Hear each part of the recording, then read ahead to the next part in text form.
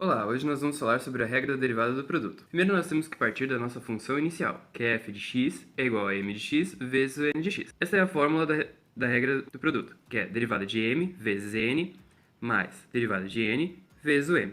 Eu coloquei uma tabela contendo as principais derivadas que nós vamos utilizar no exercício. O primeiro exercício é derivada de f de x é igual a 5x elevado à quinta vezes raiz de x. O nosso 5x elevado à quinta vai ser o nosso m, e o raiz de x, o n. Primeiro nós derivamos o m de x, que vai resultar em 25x à quarta, e depois o n de x, que vai ser 1 sobre 2 raiz de x.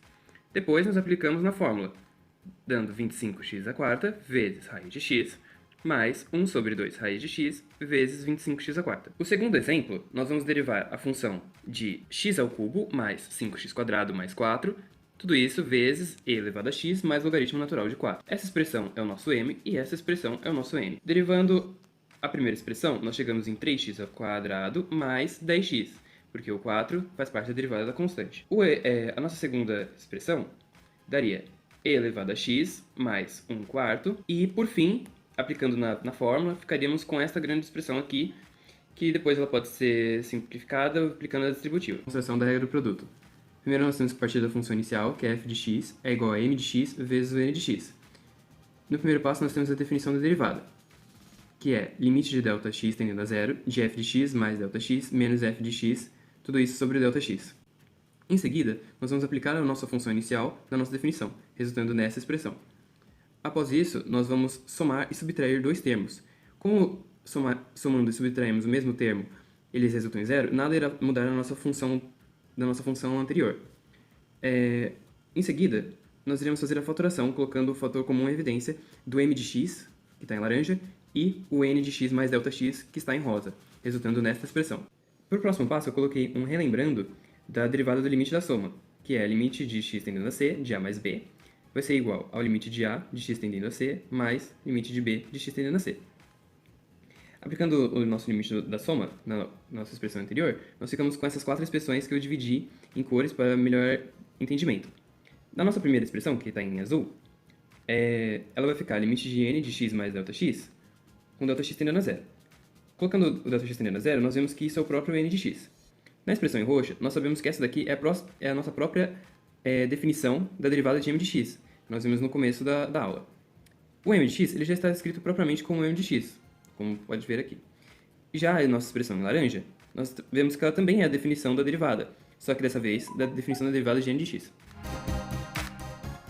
Agora nós vamos falar sobre a derivada da função exponencial f de x é igual a elevado a x. Para podermos compreender esta derivada, nós temos que primeiro entender o que é uma função exponencial. Uma função exponencial é quando y é igual ao a elevado ao x. O nosso x é o nosso expoente e o a base. A função exponencial só existe quando ela cumpre essas condições. O a tem que ser maior que zero e o a também tem que ser diferente de 1. A definição da nossa derivada de f de x é igual a a elevado a x vezes o logaritmo natural de a. Agora nós vamos fazer dois exemplos. O primeiro exemplo é f de x é igual a 25 elevado a x. O nosso a é o 25 e a derivada ficaria 25 elevado a x vezes logaritmo natural de 25. O segundo exemplo é função de x é igual a 10 vezes 15 elevado a 3x. O nosso a é o 15, e a derivada ficaria 10 vezes 15 elevado a 3x vezes o logaritmo natural de 15 na base 3. Para achar a derivada da função exponencial, a gente vai começar usando a definição de derivada e aplicando ela na função a elevado a x. Agora a gente pode reescrever o a elevado a x mais h usando a propriedade de potência, depois colocar ele em evidência, e como ele não depende de h, a gente pode reescrever jogando ele lá para frente, multiplicando por todo limite que depende de h. O próximo passo é a gente pegar o numerador e chamar ele de r. Quando a gente usar o a elevado a h, então a gente vai ficar com r mais 1.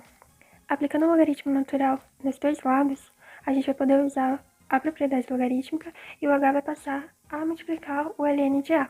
Quando a gente usar o h, então a gente vai ficar com essa fraçãozinha aqui. Como inicialmente a gente tinha chamado o a elevado a h menos 1 de r e o h tende a zero, quando a gente faz essa substituição, a gente fica com a elevado a zero menos 1, que é igual a zero. Isso quer dizer, então, que o r também vai tender a zero. Quando a gente reescreve esse limite, com tudo que a gente definiu aqui, o r vai tender a zero. E como a gente tem uma divisão entre frações, a gente vai escrever como a primeira multiplicado pelo inverso da segunda, que vai dar esse resultado. Agora a gente vai dividir tudo por r. E esse 1 elevado a r, por propriedade logarítmica, vai vir para o expoente. Como o r está tendendo a zero, isso significa que a gente está atribuindo a ele valores muito próximos de zero. Substituindo isso nessa expressão, a gente vai chegar nesse resultado, que é aproximadamente o número de Euler. Isso quer dizer, então, que aqui no denominador a gente vai ter o logaritmo natural de e, que a gente sabe que ln de e vale 1. Ou seja, esse limite vai ser ln de a sobre 1, que vai valer ln de a. Como no começo ele estava sendo multiplicado por a elevado a x, a derivada de a elevado a x vai ser a elevado a x vezes ln de a. Agora nós vamos falar do caso particular da base e. O número e é o número de Euler, que ele resulta em 2,718281. A definição da derivada de f de x de e elevado a x é o próprio e elevado a x. Agora eu vou fazer dois exemplos. O f de x, sendo igual a 4e elevado a x, resultaria no próprio 4e elevado a x. Já no nosso segundo exemplo, nós temos uma função composta, em o 3e elevado a x com o seno de x. Isso resultaria em 3e elevado a seno de x vezes o cosseno de x. Na demonstração da derivada de f de x igual a e elevado a x, eu irei só fazer o último passo, que ele é o único que é diferente da demonstração do a elevado a x. A única coisa mais importante dessa demonstração é que nós temos que considerar que o e ele é equivalente ao limite de n tendendo a zero, de 1 mais n, tudo isso elevado a 1 sobre n. Todos esses passos são iguais ao do a elevado a x. A única diferença é que nós temos o e elevado a x substituindo o a elevado a x. O único passo diferente é que o e elevado a x, multiplicado por 1 sobre ln dessa expressão que está lá no início, vai dar o próprio e elevado a x. Portanto, no último passo, nós temos que o e elevado a x, multiplicado por 1 sobre logaritmo natural de e, que nós sabemos que é 1, vai dar o próprio e elevado a x. Agora a gente vai falar sobre a regra do quociente. Bom, se a gente tem uma expressão como essa, f de x igual a u de x sobre v de x, e a gente quer derivar isso daqui, a gente pode começar isolando o u de x, então a gente vai passar o v de x para o outro lado multiplicando, e derivando o u de x. Como aqui a gente tem uma multiplicação, a gente vai usar a regra do produto. Então a gente vai ficar com a derivada da primeira vezes a segunda, mais a derivada da segunda vezes a primeira. Agora, como que a gente está procurando de verdade é a derivada de f de x, a gente vai isolar isso daqui. Para isso, a gente vai passar esses termos para lá, subtraindo, e o v de x vai passar para lá, dividindo.